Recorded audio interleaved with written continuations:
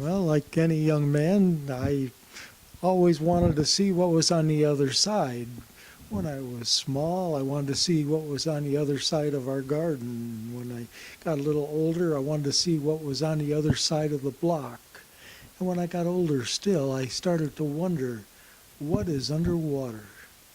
And it's those questions that brought me to want to scuba dive, to see what was underwater, what was down there.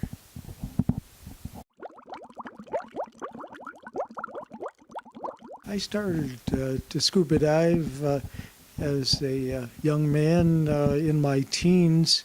Um, I had an interest in diving after reading a little bit about some diving.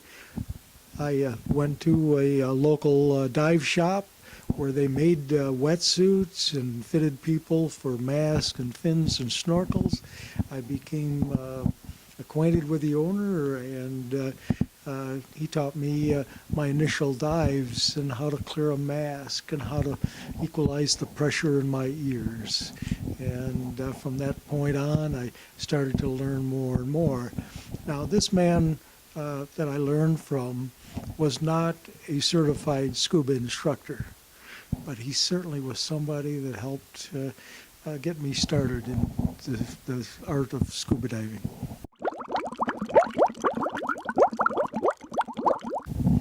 Well, the deepest dive I ever made was later on in my career. I say career because I was an instructor. I was an instructor's instructor.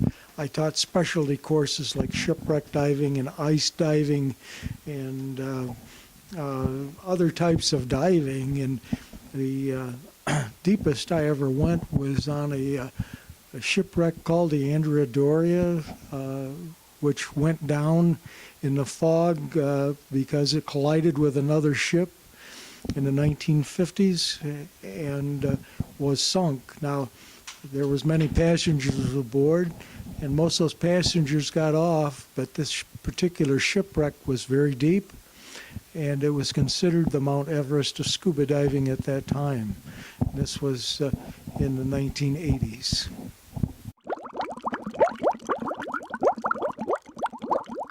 After many years of avid shipwreck diving, where I put students on shipwrecks, and I explored many shipwrecks in the Great Lakes and a few shipwrecks in the ocean, I heard about a research group out of New York that was planning on diving the Andrea Doria. And they welcomed me to the research vessel, the Wahoo, and we went out of Nantucket Island, out about 50 miles east of Nantucket Island, where the Andrea Doria was located on the bottom. And with location equipment, they anchored directly over it, and we made our initial dive down to the deck, which was about 190 feet.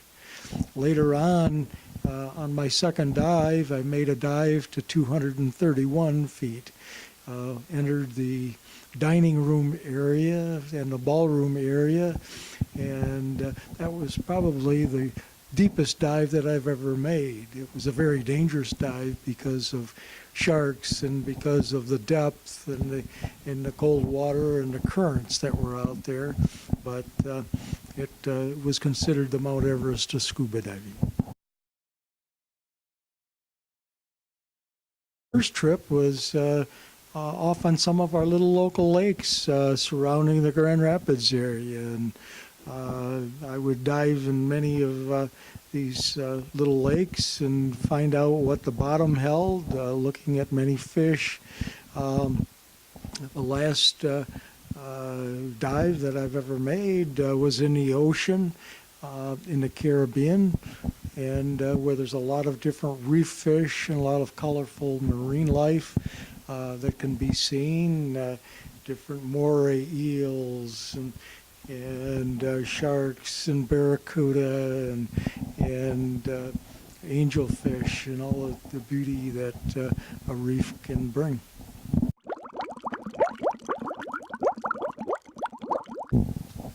My most famous trip, well, like I said, the Andrea Doria probably was the best known shipwreck, being not only a great adventure but a challenge to all sports scuba divers because of the depth and because of the conditions. But it wasn't the best dive I've ever made. One of the best dives I made was in Lake Michigan on a small shipwreck 2 weeks after I made the Andrea Doria dive, where I could dive to an unlimited time without doing any decompression. And we could explore the wreck for well over an hour and a half on a single tank. Whereas with the Andrea Doria, I wore double tanks and a small tank between them that were supercharged with air.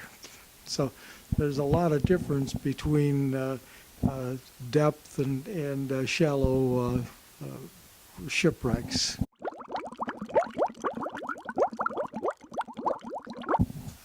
Well, I have brought back ship's bells. One of the large items that I took off a shipwreck was off an ore carrier. It was a brass binnacle that held the ship's compass and also held the ship's wheel to the floor of the pilot house. And because this item weighed a couple of 100 pounds, we had to bring down special equipment to unbolt it. And there was a large rod coming out of the floor that helped control it. And we had to cut that with saws and then drag it out and attach a lift bag to it and bring it to the surface. You know, like I said, it was solid brass, so it was a beautiful thing that will grace the inside of a dive shop for many years. Well, a diver learns to plan his diving well. You should know the depth that you're going to and the amount of air that's available to you. And with those items coupled with your breathing rate, you should be able to estimate how many minutes that you can go underwater to a certain depth. But to answer the question, I came very close to running out of air a couple times because I stayed to look at something that maybe I shouldn't have, or to extend my dive, or to pick up an item off the bottom, that kind of thing. Now, there was a couple of occasions where I had come up, I needed more air to go back down and do some decompression work. And so, yes, indeed, I had run out of air, but it was within a safe boundaries of a decompression schedule.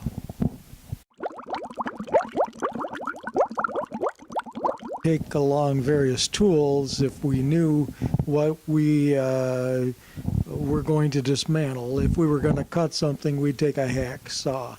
If we had some knowledge that there was a new shipwreck, we might take a wrench. Some of the guys learned how to take a underwater air wrench with them to take the bolts off from a porthole real quick and to push the porthole out. And a porthole has got a lot of bolts on it, so it might take them 15 minutes to pull that porthole right off the wreck. But usually there's a lot of paint covering these things, and things aren't so easily removed from shipwrecks as people might think. We would take pry bars sometimes. Sometimes we would cut things off from a wreck with a dive knife. It all depends on what job you were going to be doing underwater, and you'd plan your dive accordingly as to what you were going to take off from it. I've made a lot of different types of dives in my life. Initially, we would dive in some of the small lakes. Later on, we learned to dive in the Great Lakes. But usually the fish in these small lakes see you coming, or they can feel you coming from the bubbles that are coming up off from your regulator. So we found ocean diving something very beautiful, and the fish weren't all spooked, so I did a lot of ocean diving. Back home, I taught ice diving. I taught underwater photography. I taught underwater compass courses, search and recovery diving. I taught police departments and fire departments to dive and search for people underwater. So those are the kinds of dives that I've done. Later on, as an experienced diver and instructor, I became a cave diver, and we explored underwater caves in the upper parts of Florida.